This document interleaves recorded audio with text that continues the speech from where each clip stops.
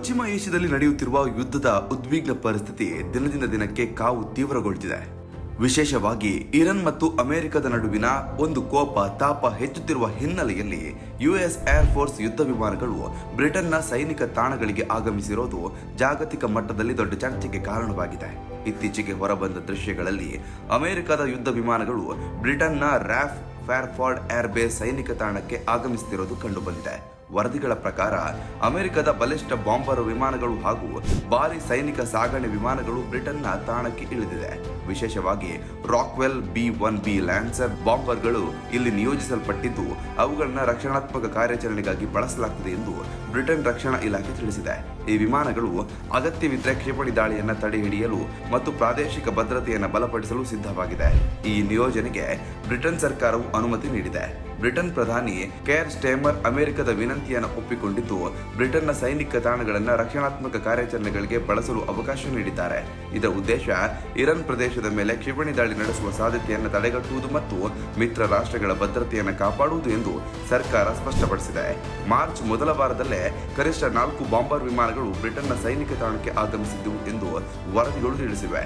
ಜೊತೆಗೆ ಅಮೆರಿಕದ C-17 globe master ಮತ್ತು C-5 ಗ್ಯಾಲಕ್ಸಿ ಎಂಬ ಭಾರಿ ಸಾಗಣೆ ವಿಮಾನಗಳು ಇಲ್ಲಿ ಇಳಿದಿದೆ. ಈ ವಿಮಾನವು ಯುದ್ಧ ಸಾಮಗ್ರಿಗಳು, ರಕ್ಷಣಾ ಉಪಕರಣಗಳು ಮತ್ತು ತಾಂತ್ರಿಕ ಸಿಬ್ಬಂದಿಯನ್ನು ಸಾಗಿಸಲು ಬಳಸಲಾಗುತ್ತದೆ. ಈ ಬೆಳವಣಿಗೆ ಮಧ್ಯಪ್ರಾಚ್ಯದಲ್ಲಿ ನಡೆಯುತ್ತಿರುವ ಯುದ್ಧದ ತೀವ್ರತೆಯನ್ನು ತೋರಿಸುತ್ತದೆ. ಇತ್ತೀಚೆಗೆ ಅಮೆರಿಕ ಮತ್ತು ಇಸ್ರೇಲ್ ನಡೆಸಿದ ದಾಳಿಗಳಿಗೆ ಪ್ರತಿಯಾಗಿ ಇರಾನ್ ವಿವಿಧ ಪ್ರದೇಶಗಳಲ್ಲಿ ಪ್ರತಿದಾಳಿಯನ್ನು ನಡೆಸಿದೆ. ಈ ಹಿನ್ನೆಲೆಯಲ್ಲಿ ಪಶ್ಚಿಮ ಏಷ್ಯಾದಲ್ಲಿ ಭದ್ರತೆ ಪರಿಸ್ಥಿತಿ ಮತ್ತಷ್ಟು ಸಂಕೀರ್ಣಗೊಂಡಿದೆ. ಯುದ್ಧದ ಪರಿಸ್ಥಿತಿ ವಿಸ್ತಾರವಾಗುವ ಸಾಧ್ಯತೆ ಇದೆ ಎಂಬ ಆತಂಕ ಜಾಗತಿಕ ಮಟ್ಟದಲ್ಲಿ ವ್ಯಕ್ತವಾಗುತ್ತಿದೆ. ಇನ್ನೊಂದೆಡೆ ಬ್ರಿಟನ್ ಕೂಡ ತನ್ನ ಸೈನಿಕ ಸಿದ್ಧತೆಯನ್ನು ಹೆಚ್ಚಿಸುತ್ತಿದೆ. ಬ್ರಿಟನ್ ವಾಯುಪಡೆಯ ಯುರೋಫೈಟರ್ ಟೈಫಾನ್ ಮತ್ತು F-35 ಲೈಟ್ನಿಂಗ್ II ಯುದ್ಧ ವಿಮಾನಗಳು ಮಧ್ಯಪ್ರಾಚ್ಯದ ಪ್ರದೇಶದಲ್ಲಿ ರಕ್ಷಣಾತ್ಮಕ ಕಾರ್ಯಾಚರಣೆಗಳಲ್ಲಿ ಭಾಗವಹಿಸುತ್ತಿದೆ. ಜೊತೆಗೆ ಸಮುದ್ರ ಮಾರ್ಗದಲ್ಲಿ ರಕ್ಷಣೆಗೆ ಯುದ್ಧ ನೌಕೆಗಳನ್ನು ನಿಯೋಜಿಸಲಾಗಿದೆ ಎಂದು ವರದಿಗಳು ತಿಳಿಸುತ್ತವೆ. ಈ ಘಟನೆ ಜಾಗತಿಕ ರಾಜಕೀಯದ ಮೇಲೆ ದೊಡ್ಡ ಪರಿಣಾಮ ಬೀರುವ ಸಾಧ್ಯತೆ ಇದೆ. ಅಮೆರಿಕ, ಇಸ್ರೇಲ್ ಮತ್ತು ಇರಾನ್ ನಡುವಿನ ಸಂಘರ್ಷ ಈಗ ಹಲವು ರಾಷ್ಟ್ರಗಳನ್ನು ಒಳಗೊಂಡ ದೊಡ್ಡ ಭದ್ರತಾ ಸಮಸ್ಯೆಯಾಗಿ ಪರಿಣಮಿಸಿದೆ. ಬ್ರಿಟನ್ ತಾಣಗಳನ್ನು ಬಳಸುತ್ತಿರುವುದರಿಂದ ಯುದ್ಧದ ವ್ಯಾಪ್ತಿ ಹೆಚ್ಚಾಗುವ ಸಾಧ್ಯತೆ ಬಗ್ಗೆ ತಜ್ಞರು ಆತಂಕವನ್ನು ವ್ಯಕ್ತಪಡಿಸುತ್ತಿದ್ದಾರೆ. ಒಟ್ಟಾರೆಯಾಗಿ ಬ್ರಿಟನ್ನ ಸೈನಿಕ ತಾಣಗಳಿಗೆ ಅಮೆರಿಕದ ಯುದ್ಧ ವಿಮಾನಗಳು ಆಗಮಿಸಿರೋದು ಮಧ್ಯಪ್ರಾಚ್ಯದ ಯುದ್ಧ ಮತ್ತಷ್ಟು ಗಂಭೀರ ಹಂತ ತಲುಪುವುದನ್ನು ಸೂಚಿಸುತ್ತಿದೆ. ಮುಂದಿನ ದಿನಗಳಲ್ಲಿ ಈ ಸಂಘರ್ಷ ಯಾವ ದಿಕ್ಕಿಗೆ ತಿರುಗಲಿದೆ ಎಂಬುದರ ಬಗ್ಗೆ ಜಗತ್ತು ಕಣ್ಣಿಟ್ಟು ಕಾದು ನೋಡುತ್ತಿದೆ.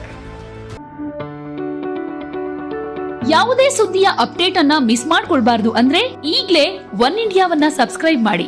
ನಿಮಗೆ ಬೇಕಾದ ಭಾಷೆಯಲ್ಲಿ ಎಲ್ಲಾ ಸುದ್ದಿ ತಿಳಿಬೇಕು ಅಂದ್ರೆ ಒನ್ ಇಂಡಿಯಾ ಆಪ್ ಅನ್ನ ಡೌನ್ಲೋಡ್ ಮಾಡ್ಕೊಳ್ಳಿ.